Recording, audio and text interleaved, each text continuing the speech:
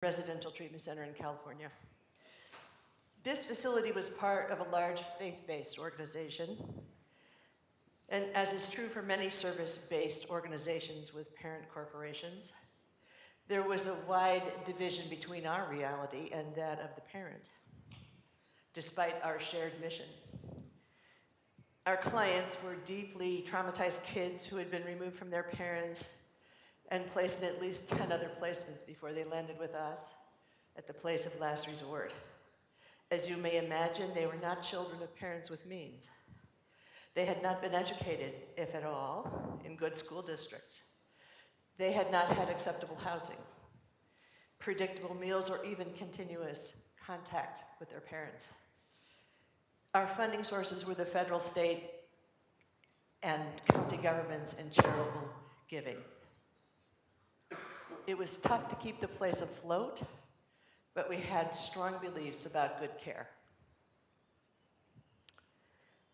And when I complained to this parent organization about our food budget for these children, what I heard back was,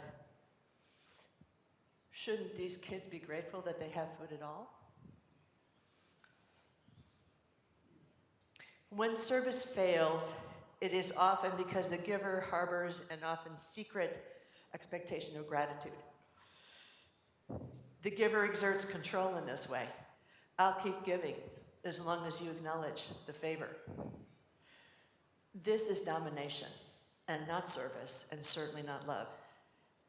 So when Peter says to Jesus in the gospel, "You will never wash my feet," he is expressing his understanding about how society was ordered. For instance, teachers, rabbis did not engage in personal services like foot washing with subordinates, unless, of course, they were looking for something in return. Peter is perhaps also thinking about his own slightly higher position than that of the other disciples, and is wondering whether he will be expected to wash their feet too. What's the point of being in charge if you have to worry about dirty feet? Peter knows domination, not reciprocity. This foot washing is the powerful way in which Jesus stands against the subordination of the weak by the powerful. He stands for the equality of the beloved community, because in that community, service is freely given and freely received without expectation. Later on, Jesus brings this transformation, this equalization of all people home when he says, "I no longer call you slaves," because slaves don't confide in their masters. Masters don't confide in their slaves. Now you are my friends, since I have told you everything the Father told me. He is saying, you know what I know. I don't withhold knowledge of God, of salvation, based on your social status or your religious affiliation or even your behavior in the world. You can know God. You can be with God as I am. This passage in John is an echo of the earlier passage we heard from Exodus. In that reading, we hear the way in which the ancient people understood God to be working. God began his salvation of the Israelite slaves in Egypt through the Passover. Terence Fretheim, a wonderful Old Testament scholar, says God uses the blood on the doorposts of the Israelites to ward off the death of babies because God uses creation, blood being the symbol of life and creation, to bring about salvation. At Passover, it was the lamb's blood. On Good Friday, it is the blood of Jesus. Jesus is not the symbol, but the actuality of life. God uses life to bring about more life. In this story of the Passover, which is before the Exodus, we see the culmination of the great arc of God's inbreaking through Jesus. God has overturned the order of Pharaoh.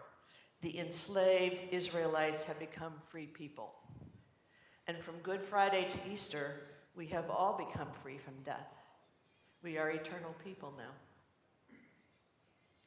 In the letter to the Corinthians, Paul reminds us that we are given the Eucharist as a new way of commemorating this liberation.